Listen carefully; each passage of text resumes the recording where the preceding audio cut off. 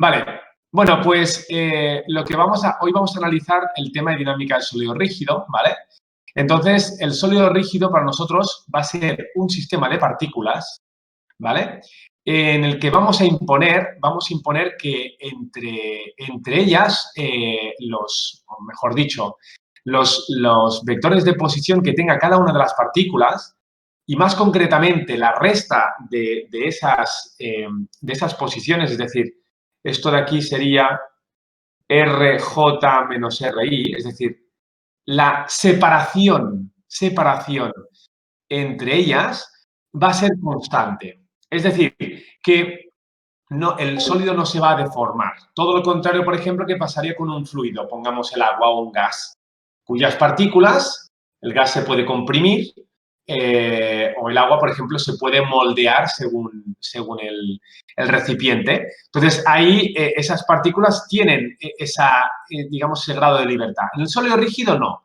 Imaginemos, por ejemplo, un disco, una barra, todas esas partículas están fijas, ¿vale? Por lo tanto, la definición de sólido rígido vendría dado directamente por esto que os acabo de poner yo ahora, ¿vale? Esto es la definición de sólido rígido. Un sistema de partículas cuya posición relativa entre ellas es constante, sobre todo el módulo, ¿eh? O sea, se pueden,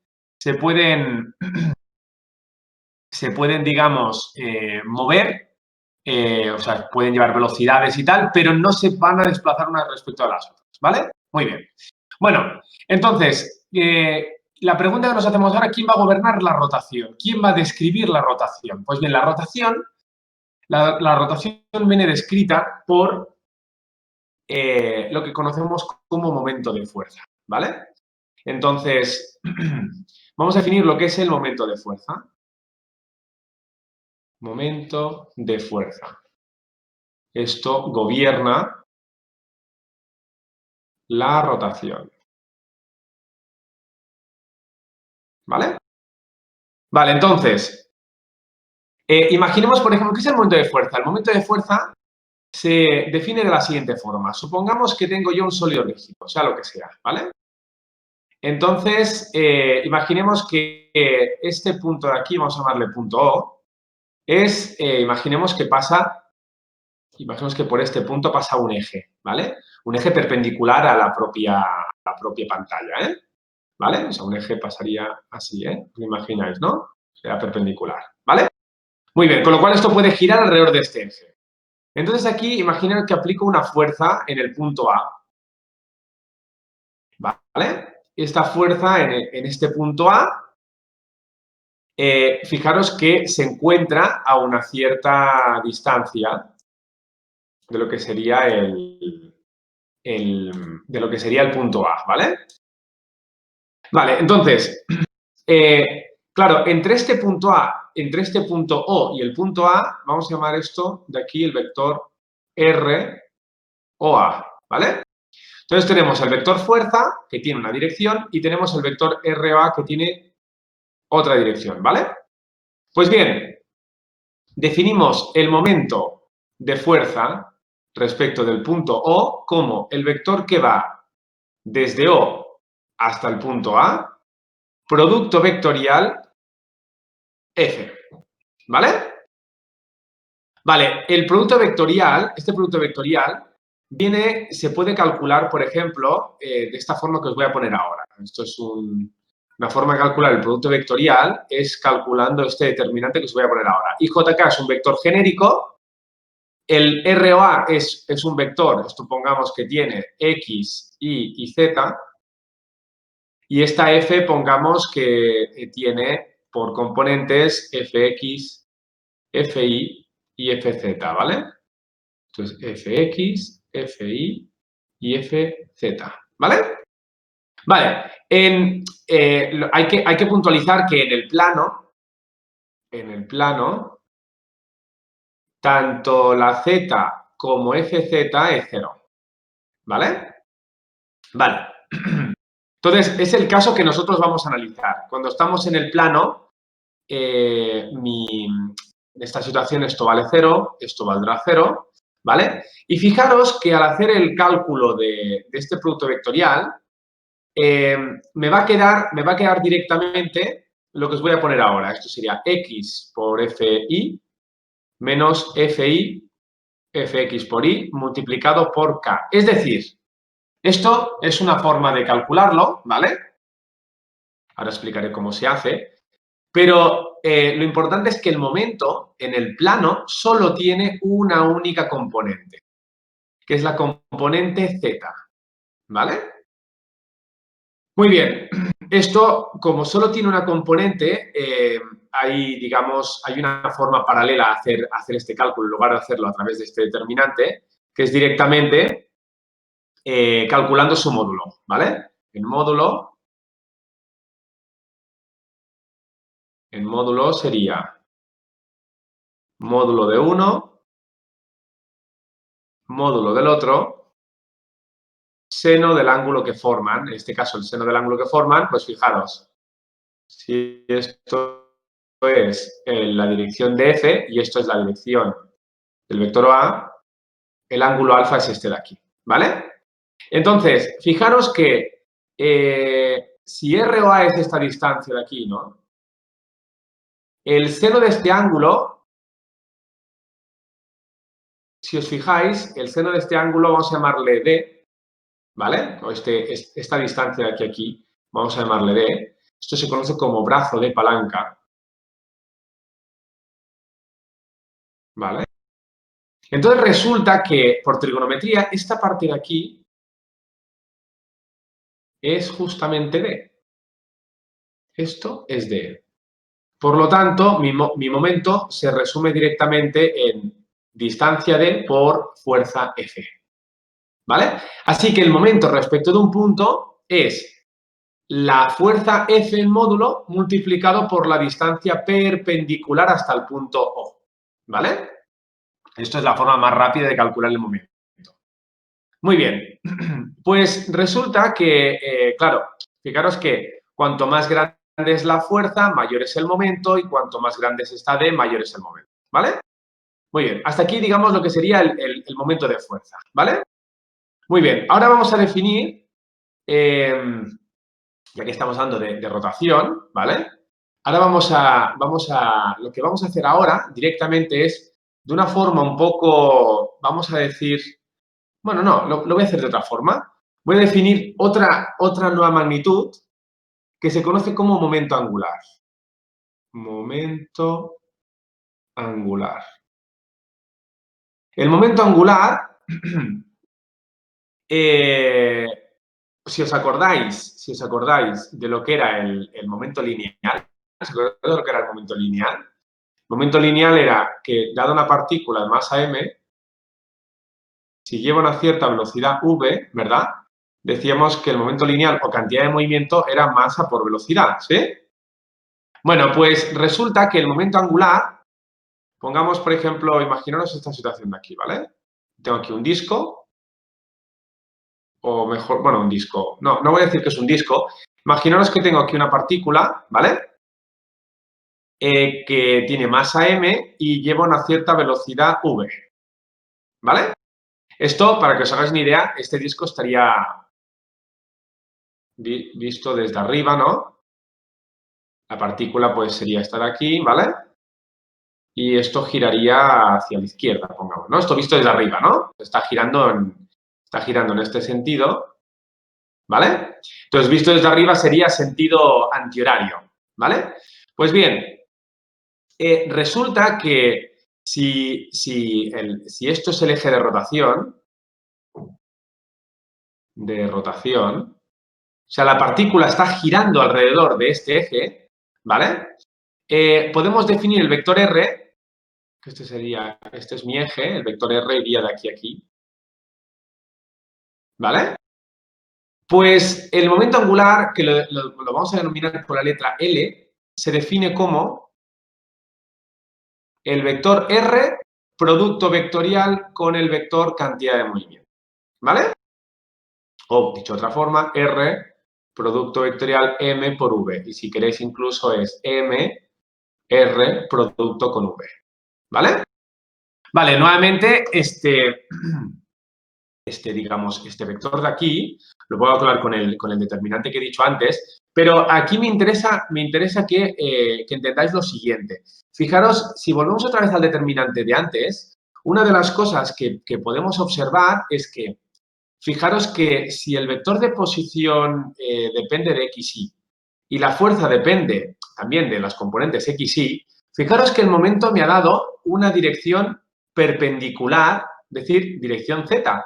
Esto quiere decir que el momento es perpendicular al plano que forman estos dos vectores. En general, podemos, si queréis, podemos decir que este momento es perpendicular, os lo voy a poner aquí, al plano formado por R0 y F, ¿vale? Al plano. ¿Vale? Entonces, un segundo, chicos. No hace falta que pares la grabación, fotito.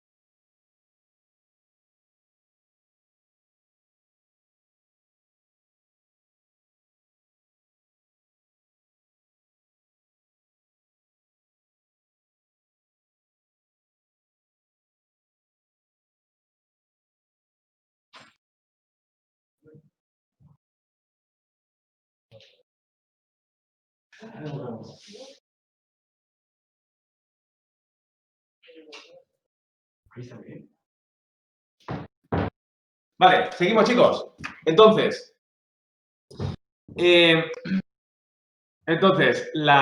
bueno, en resumen, siempre que tengáis siempre que hagáis un producto vectorial, ¿vale?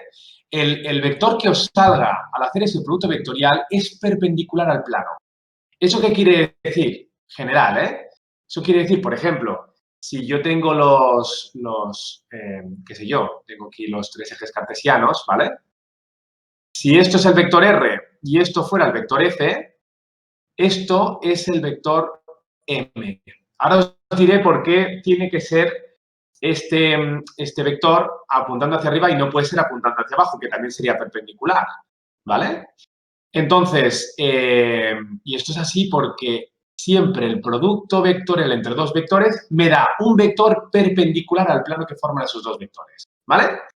De la misma forma, si volvemos a este dibujo de aquí, espero que se entienda bien, si el vector R es este vector de aquí, pues bueno, aquí se ve mejor, ¿no?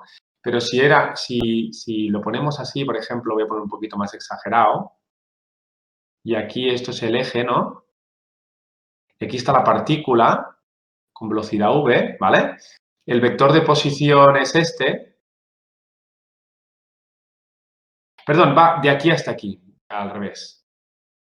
L es perpendicular al plano que forman R, es perpendicular al plano formado por R y V. Esto es muy importante, ¿vale?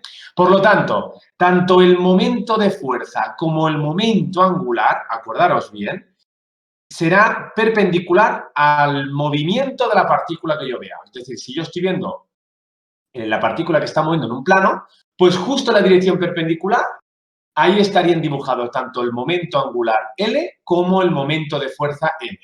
¿Vale? Muy bien. Eso es importante. Esto es muy importante. Vale, entonces, ahora que he definido el momento M y el momento L, nos vamos a hacer la siguiente pregunta, ¿vale? Nos vamos a hacer la siguiente pregunta. Primera pregunta. Si el momento angular de una partícula es masa de la partícula, vector de posición, producto con la velocidad, ¿vale? ¿Qué sería el momento angular de un sistema de partículas? Pues sería el sumatorio de cada uno de los momentos de cada una de las partículas.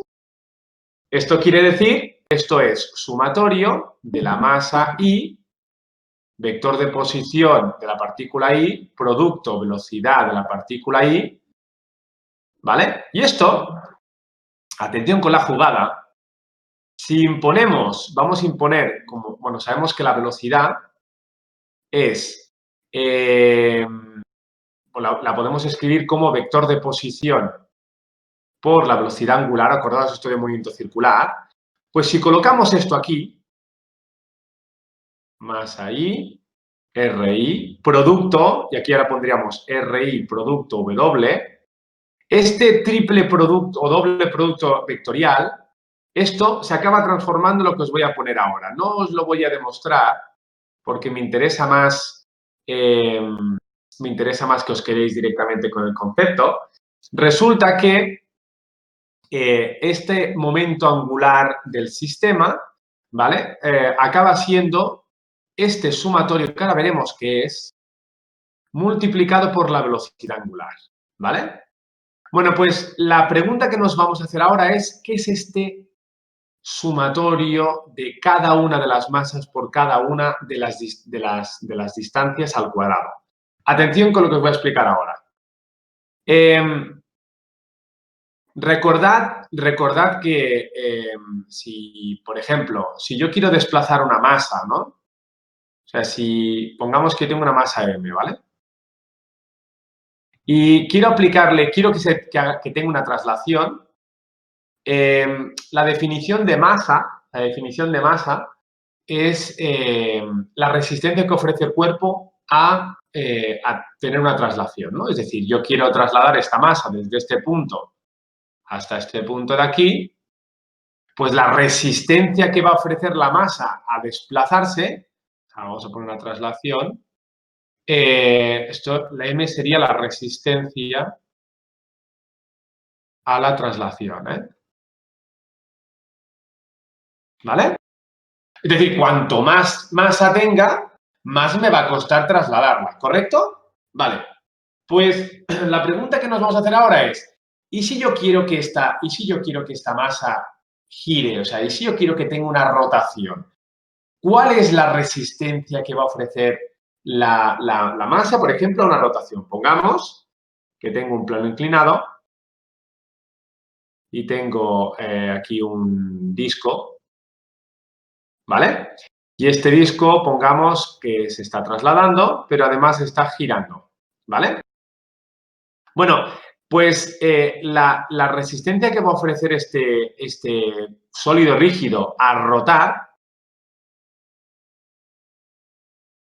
la resistencia que ofrece a rotar se conoce como momento de inercia.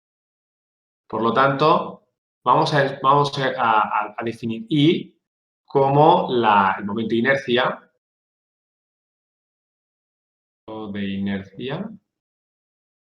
y es lo que nosotros conocemos a la resistencia a rotar. ¿Vale? Vale, entonces vamos a ver de qué depende este momento de inercia. Bueno, déjame que vaya un poquito para arriba y voy a borrar, ¿vale? Entonces, imaginaros, por ejemplo, que tengo, me gusta, por ejemplo, poner este dibujo. Imaginaos que tenemos un kebab. ¿Se acuerdan del kebab? Esto si lo habéis comido alguna vez. El kebab básicamente es un sólido rígido que está girando alrededor de un eje, ¿vale? Entonces, pongamos, esto tiene masa m, una masa total m, masa total, ¿vale? Y entonces, imaginemos que cogemos un trozo de masa, vamos a llamar mi, y este trozo de masa se encuentra a una distancia ri, ¿vale? Pues resulta que si yo cojo cada uno de estos trozos de la masa y la multiplico por cada una de las distancias, es decir, por cada distancia en la cual se encuentra la masa y del eje de rotación, y hago el sumatorio de todos estos trozos de masa, esto es lo que se conoce como momento de inercia. O sea que el momento de inercia no es otra cosa que la suma de cada una de las masas por la distancia acá, es decir, la distancia de cada masa al eje de rotación de todo el sólido rígido, ¿vale? Esto sería el caso discreto, es decir, cuando tengo masas puntuales, y el caso continuo, que es cuando tengo, por ejemplo, yo qué sé yo, tengo, por ejemplo, una tabla, una barra, una esfera, un cilindro, un disco, ¿vale? En realidad, este sumatorio lo cambiamos por lo que sería la integral. O sea que realmente el momento de inercia lo definiríamos de esta forma. Y esto, claro, nosotros para cada sólido rígido deberíamos calcular el momento de inercia, ¿vale? Entonces, hay momentos de inercia, por ejemplo, que están ya tabulados. Vais a, por ejemplo, a cualquier libro y podéis encontrar en internet, podéis encontrar estos cálculos aquí, ejemplos. Vamos a poner aquí ejemplo de momento de inercia típicos. Por ejemplo, por cierto, los que os voy a dar van a estar referidos al centro de masas. Ahora os explicaré por qué. Por ejemplo, si pongo, pongamos que tengo una barra, ¿vale? De longitud L y de masa M, y pongamos que aquí está el centro de masas, ¿vale? Y aquí hay un eje que, digamos, pasa por el centro de masas perpendicularmente, ¿vale? El momento de inercia de la barra respecto al centro de masas es un 12avo ml al cuadrado, ¿vale? Si tengo, por ejemplo, un cilindro y el eje de rotación pasa por digamos, por el centro y por su centro de masas, ¿vale? Esto gira en este sentido, ¿vale? El momento de inercia respecto al centro de masas del cilindro es una mitad de la masa por el radio al cuadrado, donde m es la masa y r es el radio. ¿Vale? Hay muchos más, ¿eh? Tendríamos, por ejemplo, el del disco, bueno, aquí, por ejemplo, en el disco, tengo un disco, ¿vale? De masa m y radio r, disco. El momento de inercia, lo mismo, ¿eh? Centro de masas, un eje que corte perpendicularmente, por lo tanto, gira alrededor de ese eje. El momento del centro de masas es, pues mire, el mismo que el del cilindro, una mitad de la masa por r al cuadrado. Si tengo, por ejemplo, un anillo, interesante esto que os voy a poner ahora, de masa m y radio r, al igual que el disco, el momento de inercia respecto al centro de masas de un disco, perdón, de un anillo. Y pasa algo muy, muy curioso, y es que el caso del anillo, el momento de inercia es mr al cuadrado. Es decir, fijaros que el momento de inercia del anillo es mayor que el del disco.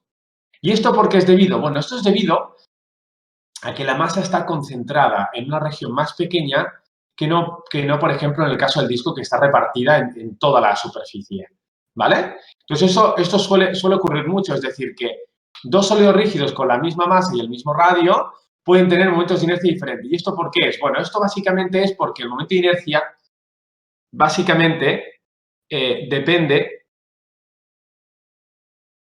de la distribución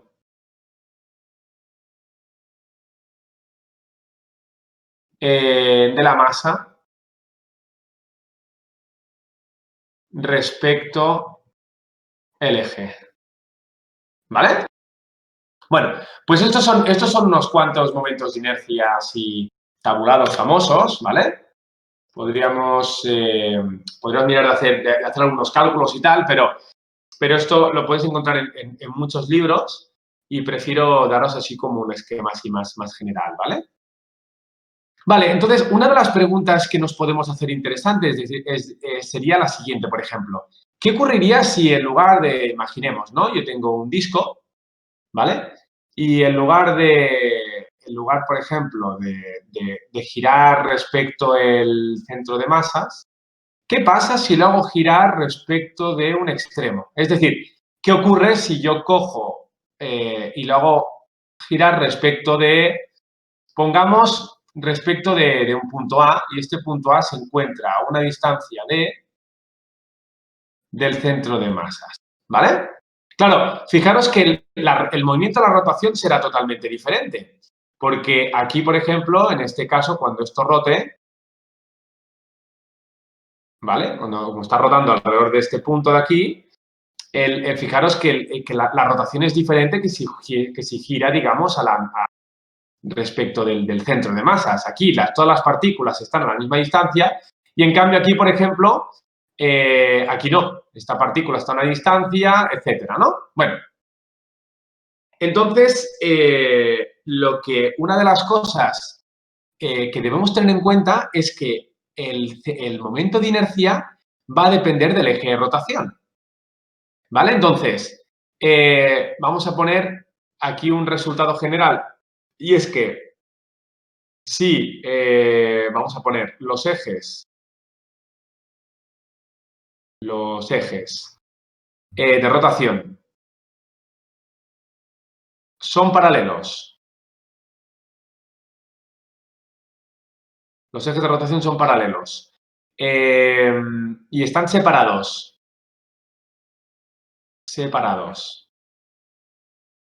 Una distancia d. Y cuando digo una distancia d, en este caso, el eje que pasa por A y el eje que pasaría por el centro de masas, ¿os lo imagináis? Pero voy a hacer aquí otro dibujo, que a lo mejor aquí quedaría mucho más claro. Este sería el disco, ¿no? Este es el eje que pasa por el centro de masas y este sería el eje que pasaría por el punto A, ¿sí? Centro de masas y A, ¿vale? Pues bien, resulta que si esto está a una cierta distancia d, el momento de inercia respecto del punto A es el momento de inercia respecto del centro de masas más la propia masa, en este caso del sólido rígido, multiplicado por la distancia d al cuadrado. Es decir, que si yo quiero calcular el momento de inercia respecto a un eje nuevo, diferente, que no sea del centro de masas, ¿vale? Puedo aplicar directamente esta expresión de aquí, se conoce como teorema de Steiner.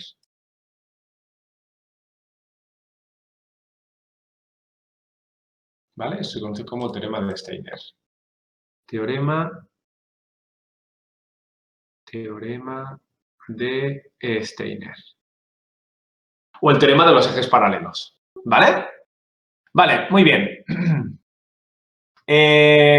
Vale, una vez ya hemos definido lo que es el momento de inercia, volvemos otra vez a lo que habíamos puesto antes. Fijaros que nos habíamos quedado directamente en esta parte de aquí, ¿no? Es decir, que el momento angular del sistema de partículas es el sumatorio de I por MI por RI al cuadrado por W. Pero, ¿qué es esto de aquí? Ahora ya estamos capacitados para contestar a esta pregunta. ¿Qué es esto? Pues esto es el momento de inercia.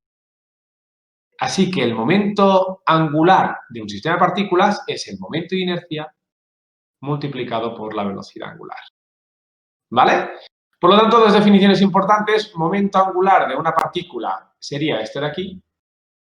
Y el momento angular del sistema de partículas es esto de aquí. ¿Vale? Muy bien. De momento, hasta ahora ninguna pregunta, ¿no?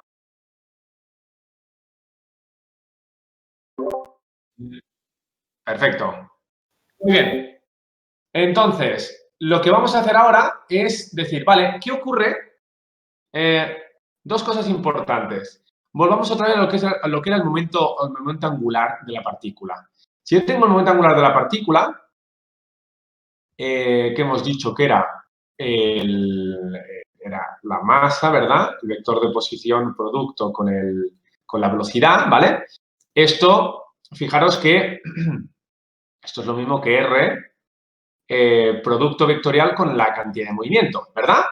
Vale, pues vamos a derivar, por gusto, vamos a hacer la derivada de este momento angular respecto de t. A ver qué ocurre, ¿vale?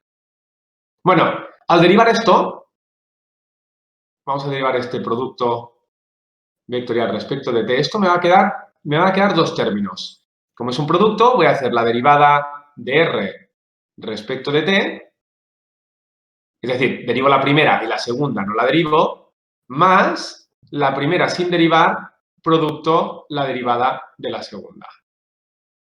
O sea, estoy aplicando aquí la derivada de un producto, ¿vale? Muy bien. ¿Qué ocurre? La derivada de r respecto de t, esto es la velocidad, producto p. Y esto de aquí, en cambio, es r producto la derivada de p respecto de t. Pero fijaros que, ¿qué es la derivada de p respecto de t? Esto era, si os acordáis en los vídeos anteriores, esto era la fuerza. O sea que esto es r producto con f. ¿Vale? Pues bien, vamos a analizar este término de aquí. Esto de aquí es un producto vectorial entre un vector y la cantidad de movimiento. Pero ¿qué ocurre? La cantidad de movimiento tiene la misma dirección que la velocidad. Es decir, esto es producto masa por v, más lo que hemos puesto antes, que era r producto con f, ¿no? Pero esta masa, como no es un vector, sale fuera y me queda v producto con v.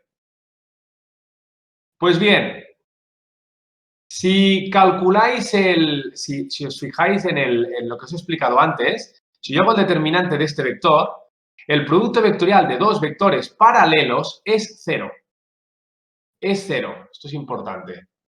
Vamos a pongamos que tengo dos vectores, A y B, ¿vale? Entonces, si A y B son paralelos, entonces su producto vectorial es cero. ¿Vale? Este ejercicio que lo dejo para que lo hagáis en casa, ¿eh? Cogéis un vector, cogéis el mismo vector y hacéis el determinante que os he puesto arriba. Y os garantizo que os dará cero. O sea que esto de aquí es cero. Y por lo tanto, esto me queda igual a R producto con F. ¿Pero esto qué es? Esto es el momento de fuerza. O sea, que la derivada del momento angular respecto de t es igual al momento de la fuerza que está actuando en este caso, sobre la partícula. ¿Vale? Muy bien. Que esto, si os fijáis, era muy similar a lo que yo os puse en la anterior clase, que era la derivada de p respecto de t era igual a ¿qué? Era igual a f. Pues fijaros cómo se parecen estas expresiones si yo las pongo una debajo de la otra. O sea, estas expresiones prácticamente me están diciendo lo mismo. La de arriba me está diciendo que para trasladar un cuerpo debo variar la cantidad de movimiento y la de abajo me está diciendo que para hacer rodar un cuerpo tengo que variar el momento angular. ¿Vale? Bueno. Vale, pues ahora lo que nos vamos a proponer es decir, bueno, pues ahora vamos a hacer lo mismo pero con el sistema de partículas. Es decir, ¿qué ocurre si yo ahora decido derivar el momento angular del sistema de partículas? Es decir, Sabemos que el momento angular de un sistema de partículas hemos dicho que era el momento de inercia por la velocidad angular. ¿Vale? Pues voy a derivar esta expresión para ver qué ocurre. Si yo lo hago, esto me queda que la derivada de esto es derivada respecto de t de i por w. ¿Vale? Esto, fijaros que si suponemos que la i es constante, ¿y por qué vamos a suponer que la i es constante? Bueno, todos los problemas que vamos a hacer, al igual que hacíamos que la masa era constante, vamos a suponer que el momento de inercia de un cuerpo no va a cambiar con el tiempo. Entonces esto sale fuera y esto es la derivada de w con respecto de t. ¿Pero qué era la derivada de w con respecto de t? Pues esto era la aceleración angular. ¿Vale? Muy bien. Esto por una parte. Esto por una parte. Pero según lo que hemos visto antes, la L del sistema, ¿verdad? Era la suma de cada una de las L's, ¿sí? Entonces, claro, si yo ahora derivo esta expresión de antes, ¿no? Esto es lo mismo que la derivada de cada uno de estos momentos. Pero como hemos visto antes, la derivada de este momento es del momento angular es justo el momento de fuerza. Por lo tanto, esto es sumatorio del momento de fuerza. ¿Vale? Entonces, en resumen, resulta que como esto de aquí es el sumatorio de todos los momentos, que es igual al momento de inercia por la aceleración angular, resulta que la suma de momentos de fuerza es igual a I por alfa. Pues esto, junto con esta de aquí, es lo que nos va a permitir calcular todos los ejercicios que queramos de traslación y de rotación. ¿Vale? O sea, en resumen, ya queda poquito, ¿eh? Así que los días de teoría es un poco coñazo, pero para mí es súper importante que entendáis un poco todo lo que estoy haciendo. El resumen es que esta ecuación de aquí va a gobernar la traslación y esta ecuación de aquí va a gobernar la rotación. Voy a poner un ejemplo, digamos, de esto para que entendáis cómo se aplicaría, ¿vale? ¿Alguna pregunta de momento? No, todo bien. Perfecto. Sobre todo, distinguir lo que es cada cosa. Voy a poneros aquí una pequeña cosita que os hará distinguirlo. Las unidades de la F son newtons. Importante, ¿vale? Las unidades del momento son newtons por metro. Las unidades de la cantidad de movimiento son kilogramos multiplicado por metro partido por segundo. Y las unidades del momento angular son kilogramos por metro cuadrado dividido por segundo. ¿Vale? Parece que sea lo mismo, pero en realidad son magnitudes totalmente diferentes. Lo que pasa es que están ligadas entre ellas, están muy ligadas entre ellas, ¿vale? Otra cosa importante, la aceleración, las unidades de la aceleración son metros partido por segundo al cuadrado. Y las de la aceleración angular, acordaros que son radianes partido por segundo al cuadrado, ¿vale? Y ya para acabar, el momento de inercia es kilogramo por metro al cuadrado, ¿vale? Entonces, solo por las unidades ya podéis ver que son cosas diferentes, ¿vale? Vale. Muy bien, pues voy otra vez para arriba, ¿vale? Y vamos a aplicar todo esto en un ejercicio, para que veáis un poco cómo se haría. Y vamos a hacer un ejercicio muy, muy famoso, que lo habéis hecho seguramente muchas veces, que es el ejercicio un ejercicio de poleas, ¿vale? La próxima semana haremos ejercicios de rotación muy chulos, en el que lo mezclaremos todo, ¿vale? Pero hoy con este ejercicio creo que queda un poco claro lo que estoy estudiando. Imaginamos, por ejemplo, que tengo una polea, esto es una polea, y de esta polea cuelgan dos masas, esta y pongamos esta de aquí, ¿vale? Masa A y la masa MB, ¿vale? Esta polea tiene masa M y radio R, ¿vale? Vale, lo primero que vamos a destacar es que cuando, digamos, los temas anteriores, cuando hacíais digamos, cuando resolvíais estos problemas, tendríais a considerar que la tensión era la misma, ¿vale? Bueno, eso de considerar que la tensión es la misma, eso solo es válido cuando, una de dos, o la polea consideramos que no tiene masa, por lo tanto, si no tiene masa, no puede girar, o dos, consideramos que la cuerda desliza respecto de la polea, es decir, que la polea no gira, ¿vale? En esas dos situaciones, esta tensión, la tensión que hay aquí, la tensión que habrá aquí y la tensión que habrá aquí es la misma, ¿vale? Pero en nuestro caso, la polea tiene masa, tiene radio y además la cuerda puede llegar, como hay una cierta fricción, puede llegar a rotar la polea, ¿vale? Con lo cual, aquí hay dos movimientos. Está, por una parte, la traslación del cuerpo A y cuerpo B, y por otra parte está la rotación de la polea. Traslación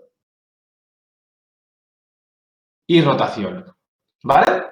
Entonces, como los movimientos son diferentes, vamos a trabajarlos con expresiones diferentes. Entonces, por ejemplo, supongamos, por ejemplo, que el cuerpo MB es mayor que el cuerpo MA, ¿vale?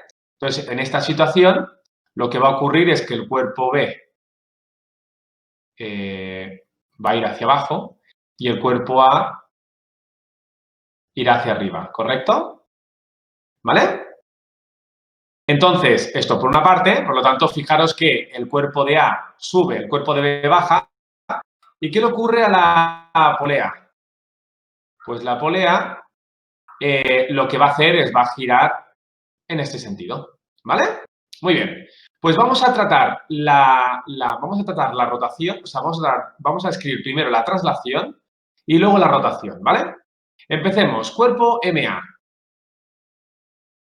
Vale, el cuerpo MA decimos que está subiendo, ¿verdad? Entonces, ¿qué fuerzas están actuando?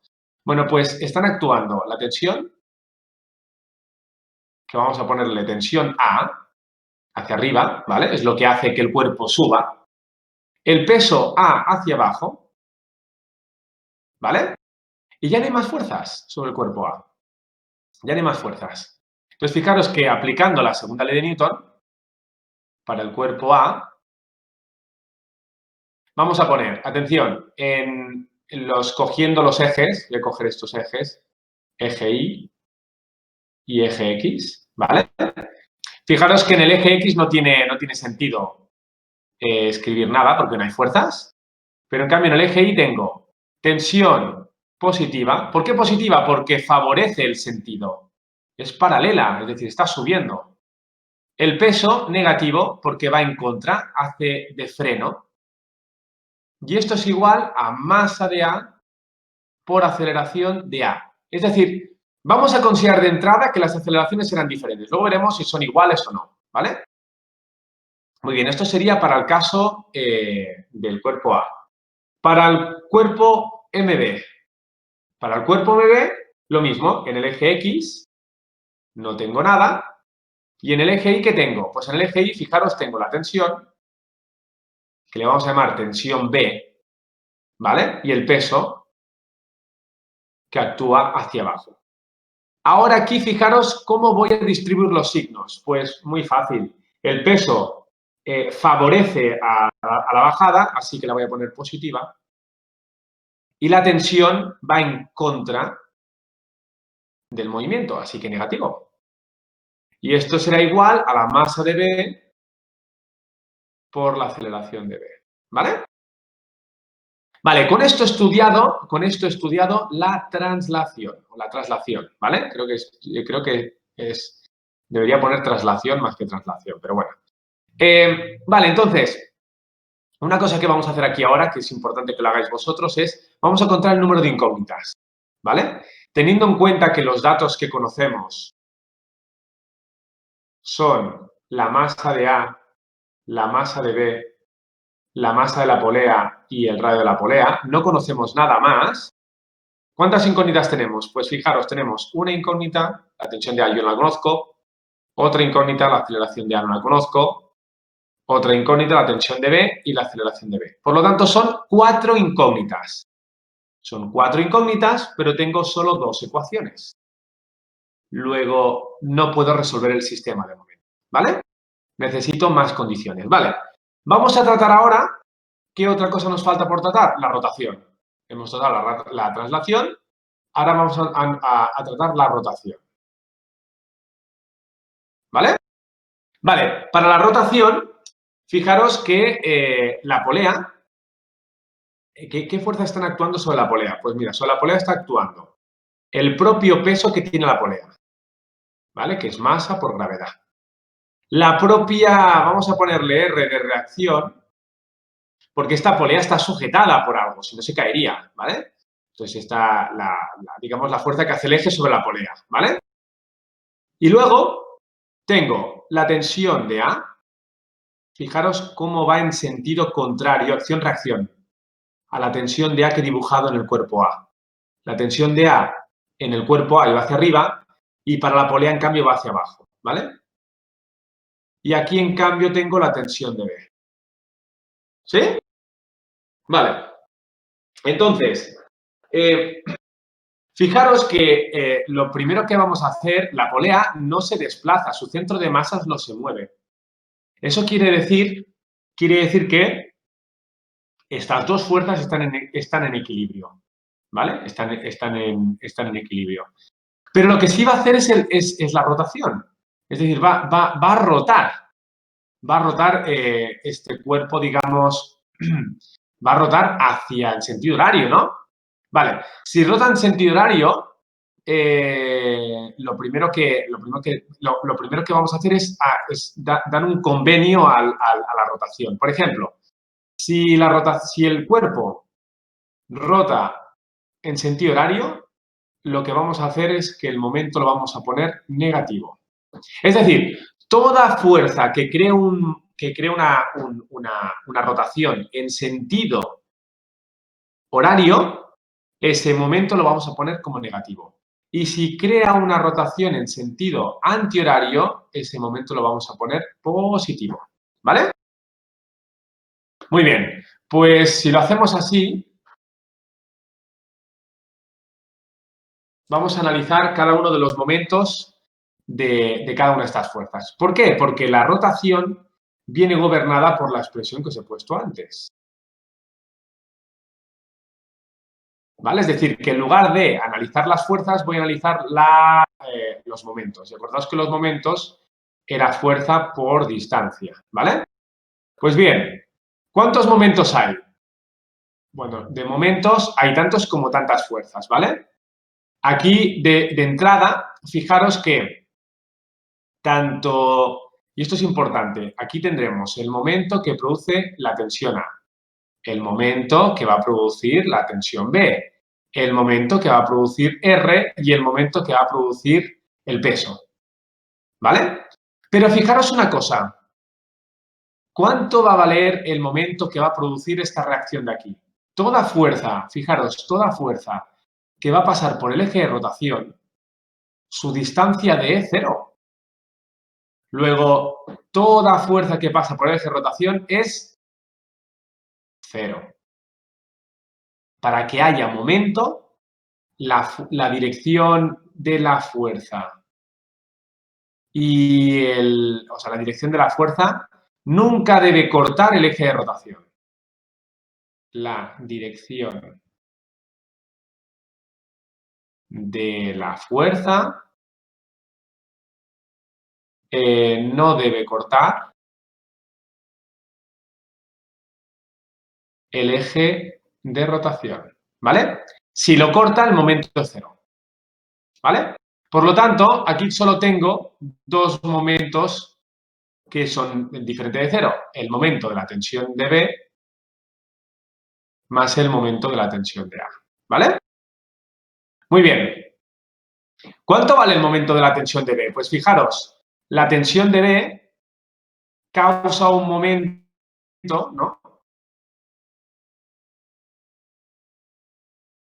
Hace que el cuerpo gire en sentido antihorario, ¿vale? Perdón, en sentido horario. Luego hemos dicho que el momento es negativo, ¿vale? Por lo tanto es fuerza, que es la tensión, multiplicado por la distancia al eje. ¿Cuánto va la distancia al eje? Pues justamente el radio. Así que esto es tensión de B por el radio y menos porque el sentido es antihorario, ¿vale? Vale, por otra parte, la tensión de A va hacia abajo. Nacho, una cosa. Pregunta. ¿Los sentidos los eliges ¿Sí? tú porque quieres o siempre son así? Siempre son así. Siempre son Siempre así. son así, porque de hecho una rotación, acordaos lo que os he dicho antes, el momento es perpendicular, el momento de fuerza es perpendicular digamos, al movimiento, ¿no? Al plano, ¿verdad? Entonces, si os fijáis, en el caso de tener una rotación en sentido antihorario, directamente está generando un momento que apunta hacia afuera de la pantalla.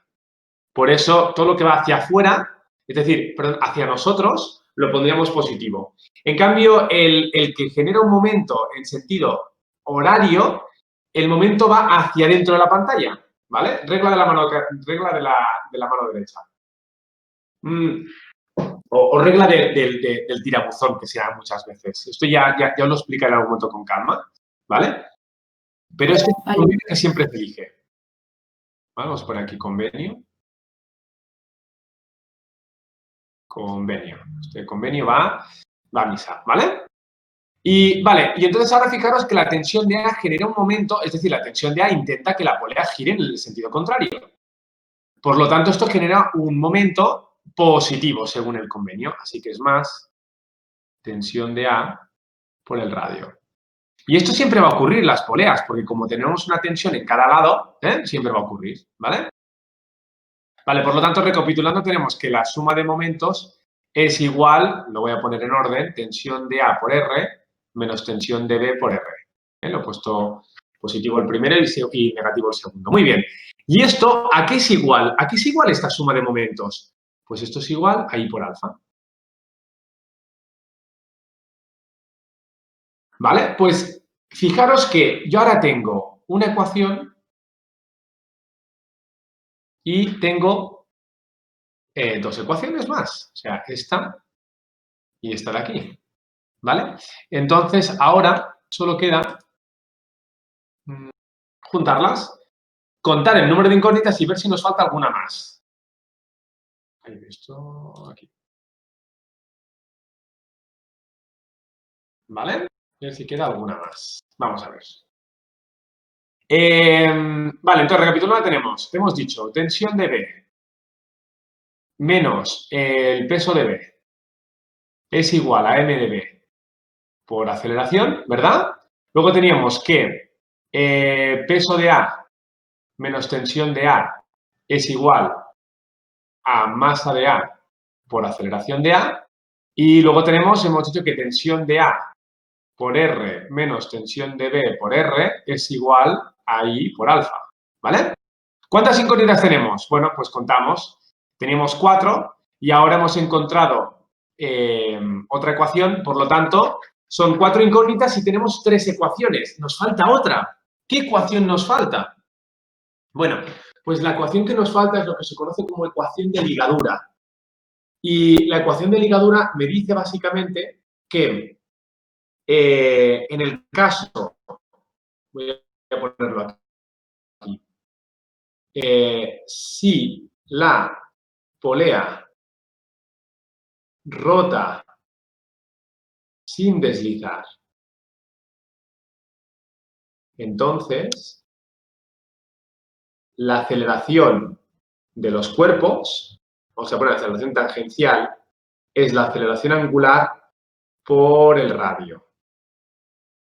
Que en nuestro caso es que la aceleración de B es alfa por el radio y la aceleración de A es alfa por el radio. Esta condición es importante y no siempre se da. Un ejercicio que haremos la próxima semana muy chulo tiene que ver mucho con todo esto, ¿vale? Pero imaginaros un cuerpo, por ejemplo, un cuerpo que está rodando y al mismo tiempo está avanzando, cumple esta condición, ¿vale? Esto se conoce como condición de ligadura. Ligadura. Que es rodar sin deslizar, ¿vale? Para que os hagáis una idea, cuando jugamos a los bolos, por ejemplo, y nosotros lanzamos la bola, inicialmente la bola no rota, sino está deslizando, ¿vale? Cuando eso ocurre, esta condición no se cumple. En cambio, al cabo de un cierto tiempo, esta bola empieza a girar a medida que va avanzando. Entonces llega un momento que sí que se acaba cumpliendo, ¿vale? Esto depende un poco de la fricción, ¿eh? Pero de entrada, en nuestro caso, vamos a considerar que sí que se da y, por lo tanto, con esto ya tenemos lo que nos faltaba, ¿eh? La aceleración de B es alfa por R y aceleración de A es alfa por R también. Con lo cual, la aceleración de A y la aceleración de B es la misma. Es la misma, ¿vale? Porque están digamos, a la misma distancia del centro, ¿vale? Vale, pues ya solo nos queda una cosa. Ahora solo nos queda resolverlo. Y ya está, ya habremos acabado. ¿Vale? ¿Cómo lo resolvemos? Fijaros, para resolverlo vamos a utilizar el método de la reducción, ¿vale? Y este método, si no os acordáis, pero se basa en multiplicar las ecuaciones por algún número de tal forma que luego al sumarlo se me vayan las incógnitas, ¿vale? Entonces, fijaros lo que voy a hacer. Pues lo voy a hacer un poquito más pequeñito. Uy, creo que me he flipado, ¿eh? Bueno, es igual, lo voy a hacer así. Yo creo que más o menos os acordaréis un poco de las expresiones. Entonces, lo que voy a hacer es lo siguiente. Voy a multiplicar. Fijaros que esta tensión de aquí está multiplicada por R y esta tensión de B de aquí está multiplicada también por R, ¿verdad? Vale, pues para que se me vayan las tensiones, que ese es mi objetivo, lo que voy a hacer es voy a multiplicar aquí por R y aquí voy a multiplicar también por R. ¿Vale? Al multiplicarlo por R, veréis que me aparecerá el TA por R y el TB por R cambiados de signo respecto a estos de aquí, ¿vale? Mira, atención. Si lo multiplicamos, me queda, habíamos dicho que era, o bueno, mira, si es que lo voy a poner aquí a la derecha, ¿vale? Como habéis copiado esa parte de ahí. Y así veis cómo queda. Si yo lo multiplico por R, ¿qué me queda? Esta ecuación de aquí me queda R por TB menos peso de B por R es igual a masa de B por R por aceleración de B, ¿vale? La de abajo me queda R por peso de A menos R por T de A es igual a MA por aceleración de A por R, ¿vale? Y esta de aquí la dejo tal cual, esta no la voy a tocar. T de A por R menos TB por R es igual a I por alfa, ¿vale? Estas ya las incluiré al final. Vale, pues fijaros una cosa. ¿Qué ocurre si yo sumo todo esto? Si yo sumo todo esto, ¿vale? Si yo sumo todo esto solo ocurre al sumarlo, ¿eh? Este término de aquí con este de aquí se me va. ¿Lo veis? R por TB menos TB por R desaparece.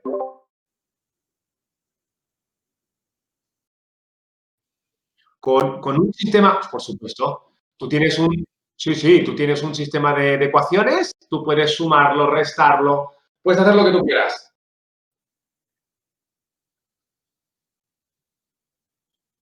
Pues, sí, también se puede sumar. Porque al final, en realidad, la resta es una suma, pero de términos negativos, pero es lo mismo.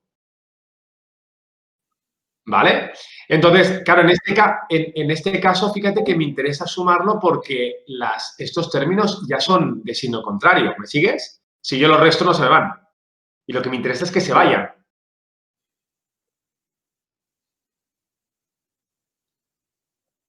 Bien.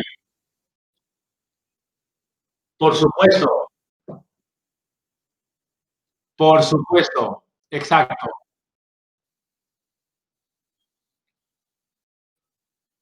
Si la sumáis todas a la vez, que básicamente sería, poner aquí RB, TB menos peso de B por R más R por peso de A menos R por T de A, ¿me seguís? Más T de A por R menos TB por R.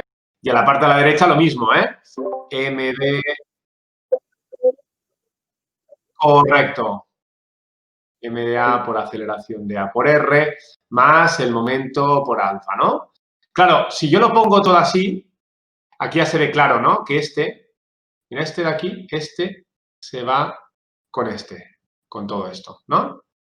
Y luego este de aquí se va con este de aquí. Luego, ¿qué me sobrevive? Pues me sobrevive simplemente el peso de... Aquí, por cierto... Hostia, aquí, por cierto, aquí, esto lo he puesto al revés, ¿eh? Esto es peso de B menos T de B, ¿eh? Esto lo he puesto al revés, ¿no? Lo he puesto al revés. Disculpad un momentito. Esto debería estar así, ¿eh? ¿Vale? Esto debería estar así. Porque recordad que el sistema giraba hacia la derecha, ¿no? Es decir, que el peso de B ganaba, ¿verdad? Sí, esto lo digo porque esto debería salirme al revés, si no la aceleración me quedará negativa. Seguís un poco por donde voy, ¿no?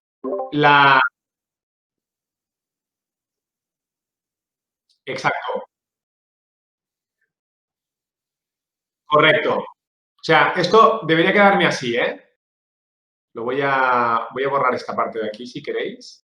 Mira, esto, voy a borrar aquí un momentito. Esto de aquí, esto ya está al revés. Y esto de aquí también.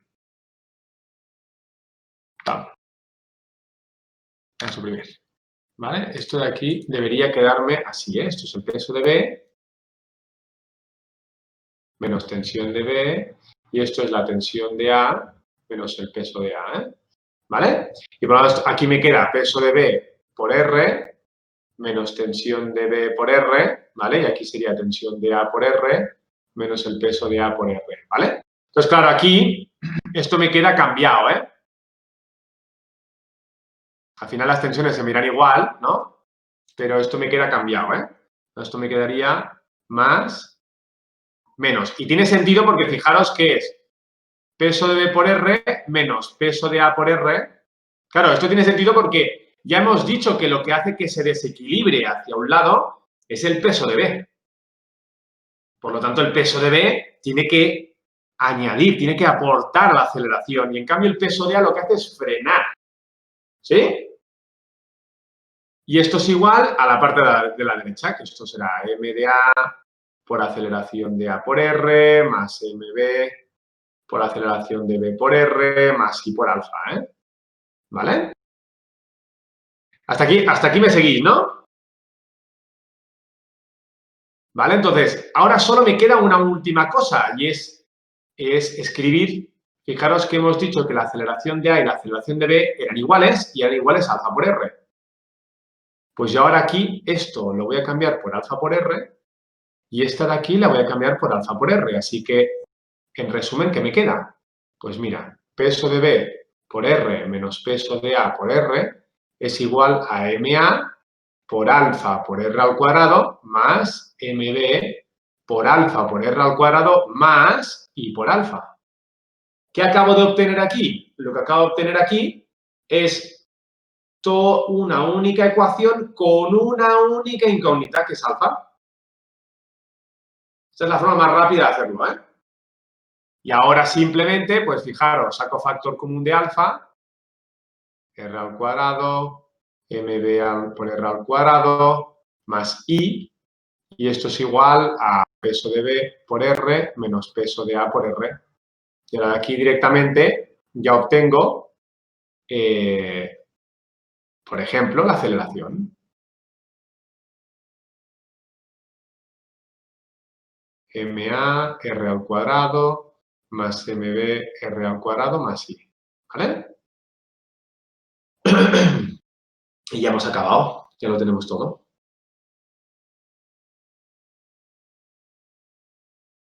¿Preguntas, chicos?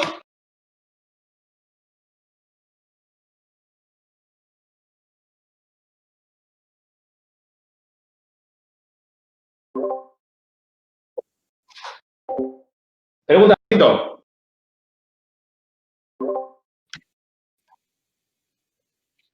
Pues ya está, perfecto. Pues, vale, entonces, una vez tengo la aceleración angular, ¿cómo encuentro, por ejemplo, la aceleración de A? Es decir, ¿cómo encuentro esta aceleración o esta aceleración de aquí? Pues simplemente, fijaros, la aceleración de A es la aceleración alfa, la que hemos encontrado hace nada, multiplicado por R. Y la aceleración de B será alfa multiplicado por R. Y ya hemos acabado. ¿Vale?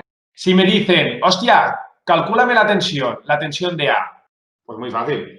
Para calcular la tensión de A, venimos, por ejemplo, aquí, ¿no? Esta de aquí, y encontramos tensión de A y aquí encontramos tensión de B. Es decir, sería esto, ¿no? Si quiero encontrar, ¿cuánto vale la tensión de A? Pues fijaros, la tensión de A habíamos dicho que era tensión A menos el peso de A era igual a masa de A por aceleración de A. Bueno, pues la tensión de A, que es igual, es el peso de A más la masa de A por la aceleración de A. Y la aceleración de A es la que he obtenido antes. Ya lo tengo. ¿Que quiero la tensión de B? Pues también muy fácil. El peso de B menos la tensión de B es igual a la masa de B por la aceleración de B. Luego la tensión de B es la masa de, fijaros, el peso de B menos la masa de B por la aceleración de B. Así que encuentro primero alfa, luego multiplico por los radios y encuentro la aceleración. Y luego simplemente voy a cada una de las expresiones y encuentro las tensiones. Y he acabado.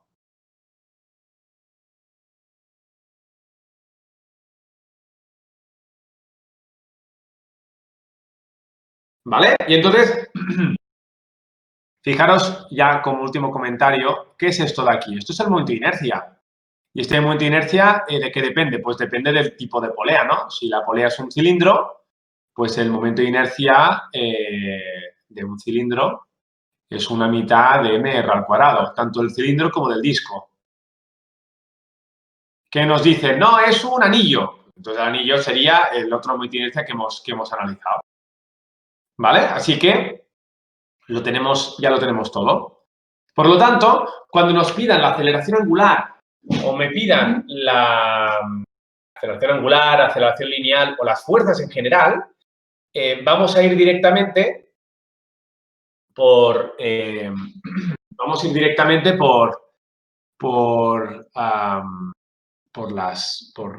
la segunda ley de Newton, esta que acabamos de analizar, que es suma de fuerzas igual a masa por aceleración para, digamos, para analizar la traslación, y cuando el cuerpo rote, acordaros siempre suma de momentos igual a momento de inercia por aceleración angular. ¿Vale? Y entonces los momentos tendréis que fijaros la dirección de la fuerza, la distancia de esa fuerza al eje de rotación, que sea esa distancia perpendicular, y ya está. Y ya está. ¿Vale? ¿Alguna pregunta? Entonces, todos los problemas de poleas se resuelven así, Todo ¿no? se resuelve así. Sí. Vale. Pero ojo, no solo los problemas de poleas. Si tuviéramos, por ejemplo, un cuerpo bajando por un plano inclinado, también podríamos resolverlo por aquí. Todo problema que sea, digamos, donde haya rotación, ¿vale? yo siempre puedo resolverlo por aquí, siempre. Pero Dime. en un cuerpo no hay tensión, ¿no? Si has dicho que en un cuerpo que... No, pero fíjate, si pongamos que un cuerpo está rodando, ¿no? No hay tensión, es cierto, ¿no? Pero, por ejemplo, ¿qué fuerzas pueden estar actuando sobre este cuerpo? Pues la normal, el peso, ¿verdad? Como no hay tensión, aquí no hay cuerda, no hay tensión. Pero, fijaros, si sobre el cuerpo solo actúan estas fuerzas, el cuerpo nunca rotará, solo se traslada. ¿Por qué? Porque todas las fuerzas pasan por digamos, el centro de rotación. ¿Vale? Ahora bien, para que rote es necesario que haya una fuerza que no pase por el centro de rotación y en este caso sería la fuerza de rozamiento. Esta fuerza de rozamiento hace que este cuerpo gire en ese sentido. Vale. O sea, es la que provoca ese momento. Entonces, acordaros, los momentos, que son los que van a gobernar la rotación, van a existir siempre y cuando esas fuerzas no pasen por el eje de rotación. Por lo tanto, en este caso de aquí, lo podemos resolver. Hacemos pues suma de momentos igual a I por alfa. En este caso, los momentos solo sería provocado por la fuerza de rozamiento y en este caso sería menos fuerza de rozamiento por el radio. Y eso sería igual a momento de I por alfa.